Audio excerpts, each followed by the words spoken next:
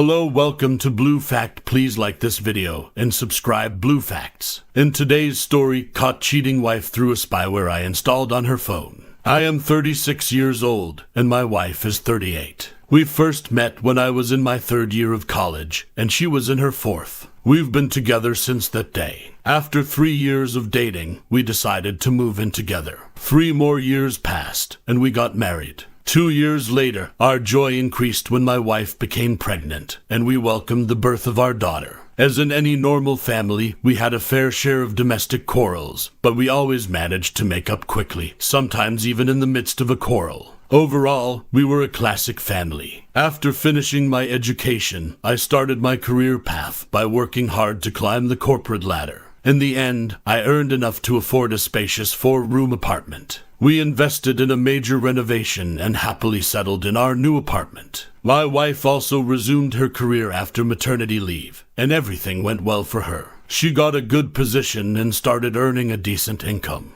By combining our income, we were financially prosperous. Over time, we acquired everything we needed: a new apartment for our growing daughter, expensive cars, and all the amenities that one could wish for. Life seemed abundant. I deeply loved my wife and remained faithful to her throughout our marriage. I was not a heavy drinker, but sometimes I allowed myself to drink a glass of wine at dinner. Smoking was a habit I recently gave up. We always planned our holidays together, and I developed a passion for diving and skiing. While my wife decided not to dive out of fear, she learned to ski. Our life revolved around work, earning money, and enjoying the fruits of our labor. My wife's work was connected with international business, which often required her to receive colleagues from abroad for negotiations. Gradually, I began to notice that her communication with these colleagues seemed to last longer than before. Although it seemed curious to me at first, I didn't pay much attention to it. Another notable change was that she started receiving Snapchat messages in the evenings. Strangely, whenever her foreign colleagues were around, these messages stopped coming.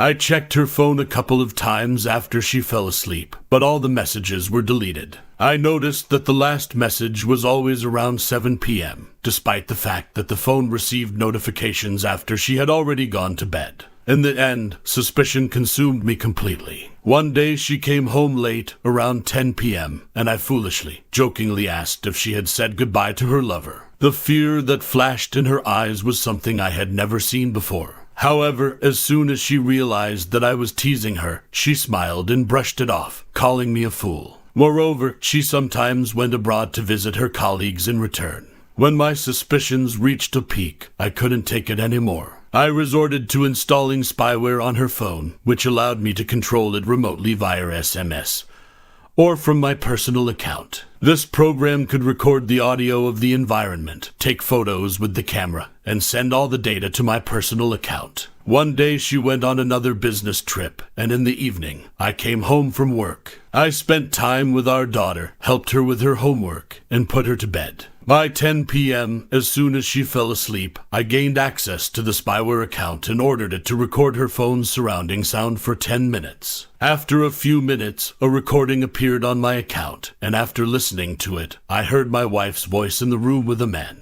They spoke English, and I understood every word. They discussed the mundane aspects of life and laughed. I realized that they were alone in the room. Suddenly, I heard the clink of glasses in their laughter. At that moment, my heart started pounding wildly. I sent another command to record for an additional 20 minutes and take a picture of the environment. To my horror, the photo turned out to be a black square, indicating that the phone was placed with the camera down. I quickly instructed the program to take a picture using the front camera. The resulting photo showed the phone lying on the bedside table in the room, a part of the headboard of the bed, and a wall lamp standing next to it. 15 minutes later, another recording appeared that made me shiver. I played the tape back and heard them laughing and talking again. I found myself in a state of disbelief and shock, as if my whole world was collapsing before my eyes. Stunned, I poured myself a drink and ordered the program to record for 4 hours, after which I drowned my sorrows in alcohol. The next morning, Thursday, I was completely shattered. Since it was time for my daughter to go to school, I told her that she was not required to attend classes that day. I notified my boss that I would take a couple of personal days until Monday. My wife was supposed to return on Sunday. Then I sat down and started listening to the 4-hour recording.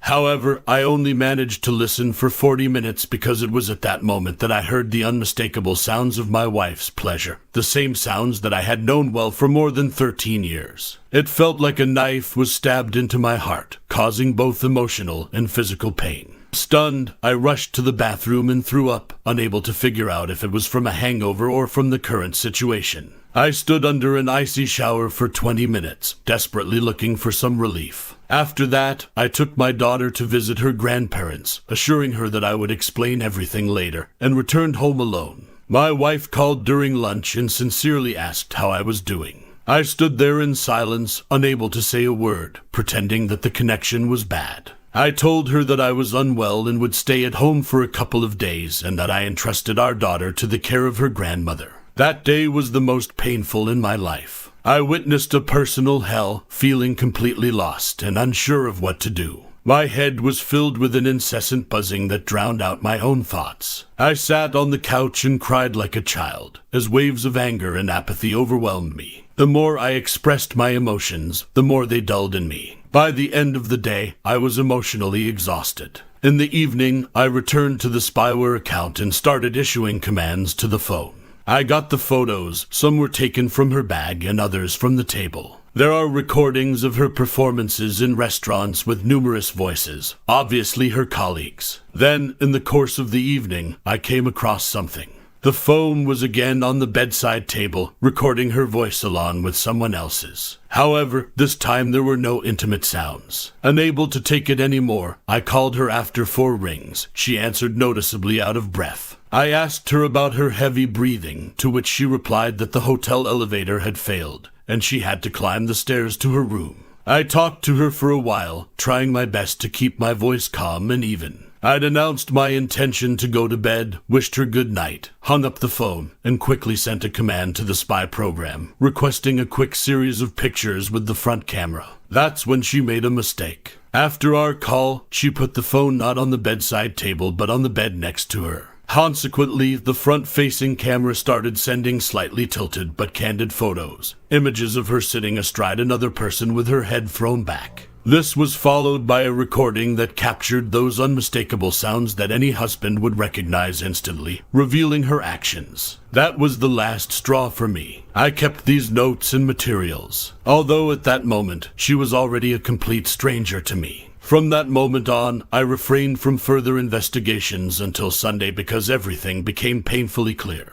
I was considering my next steps. Should I seek a divorce? What about our 9-year-old daughter? On Sunday, late at night, she came home eager to kiss me. I recoiled, reminding her that I was sick. I wanted to hit her, to unleash my anger. Having retired to the office, I went to sleep on the sofa. The next morning, I got up before her and went to work, unable to be around her anymore. I'd endure the day mechanically, then approached my boss and asked for an urgent week's vacation. I recorded all the evidence on a flash drive and then I called my wife, telling her that I was going on a business trip for 1 day but asked her not to take our daughter away from her grandmother, as I had a surprise in store for her. That evening when I got home, I quickly packed my bag. She helped me pack my things, behaving politely and innocently. However, her hypocrisy only inflamed my rage. I grabbed my bag, put the USB stick on the bedside table in the bedroom, and called a taxi to our second apartment, the one that was reserved for our daughter. Once there, I called a friend and offered to go abroad for a few days. He agreed, and we quickly booked tickets for an early morning flight to Munich. It was there that I revealed everything to him. We drank, wandered around the city, and socialized with other women. To be honest, I no longer felt any affection for my wife. I ignored her calls and only sent her a message instructing her to insert the USB stick into my laptop. After about half an hour, my phone continuously lit up with calls and messages, but I refrained from reading any of them for fear of falling into confusion before entering the apartment. When I went inside, the atmosphere was eerily quiet. I silently put down my bag, took off my shoes, and was about to wash my hands when she came out of the bedroom. Oh my God, I've never seen her so disheveled and swollen, with her face covered in tears. She fell to her knees, trying to explain something incoherently between sobs and slime.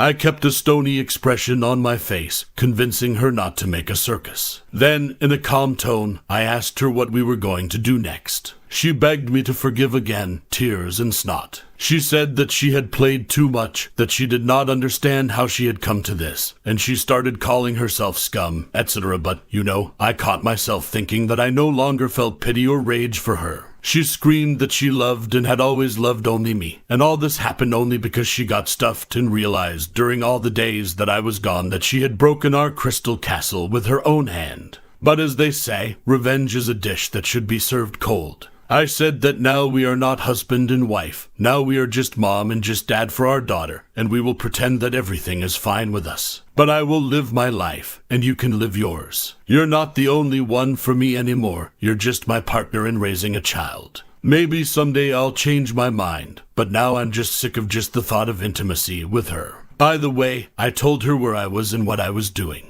She said that she understood everything and was ready to endure as long as it took. Well, no one pulled her tongue. As a result, now we live in the same apartment, although honestly, I've already bought another one for myself and issued it to my father so that there would be no claims in case of property division. I sleep almost constantly in the office, although sometimes I go to sleep in the bedroom for the sake of my daughter. On the part of my wife, there were a couple of attempts to try to hug me when I laid down in the same bed with her, but I stopped them harshly. We haven't had intimacy for 3 months. She didn't tell her parents anything, only her father knows of mine. We agreed that once a year we go on vacation as a family for a week, but now it would be separate beds. I'm constantly hanging out with friends and have new acquaintances. Among them, there are beautiful women. I sometimes think when she'll come up and say that she's had enough and she leaves. Or, for example, files for divorce and we divide the property, but she doesn't. I constantly catch her looking at me, like the look of a street cat. But I honestly don't give a. Although I see that she is trying, but I revel in her pain. Recently, I defiantly put a pack of condoms on the desk in the office to look at. Despite her reaction, she came in to say something, saw them on the table, and flew out of the office like a bullet, probably crying. Did not catch up. She still goes to work, but she really doesn't stay late, although honestly, I don't follow practically. Somehow she came up and tried to explain to me that she had broken off all relations with that man, except business, and it seems like at work she will still have to communicate with him by letters or in negotiations. But she swears that she does not even approach him now. By the way, this freak also has a family, to which I told her that her relationship with sexual partners does not concern me, and she is free to do what she wants. It is not necessary to report on whether she spread her legs today or not. I myself sometimes come back after midnight now, or vice versa. I leave when my daughter goes to bed. From Friday to Saturday, for example. Naturally, I do not limit myself in anything.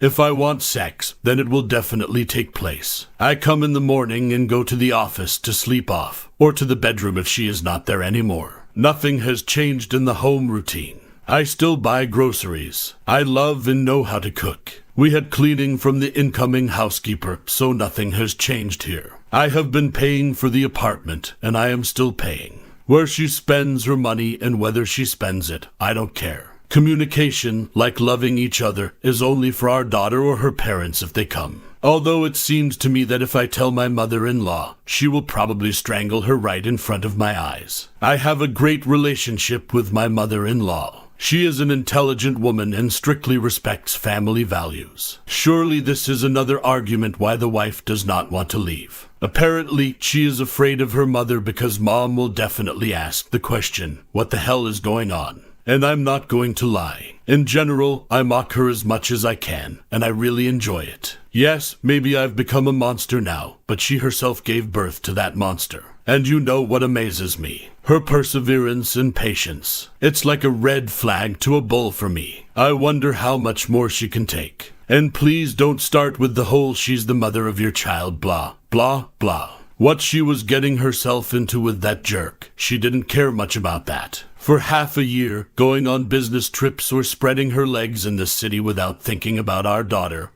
or her husband. No comment. Every time I feel like my armor will crack, I remember that day, what I felt back then, and it eases me. I become stoned again. So this is how I live now. Everything is fine with our daughter. We are great parents, and I still help her with her lessons in the evenings. Our mutual friends know nothing. Maybe when I get tired of tormenting her or realize that enough is enough, I'll switch off the bastard mode and have a talk with her, but not now. Not now. Thank you for watching. Like, comment, and subscribe if you enjoyed the video. Until next time, I'll see you again. Take care.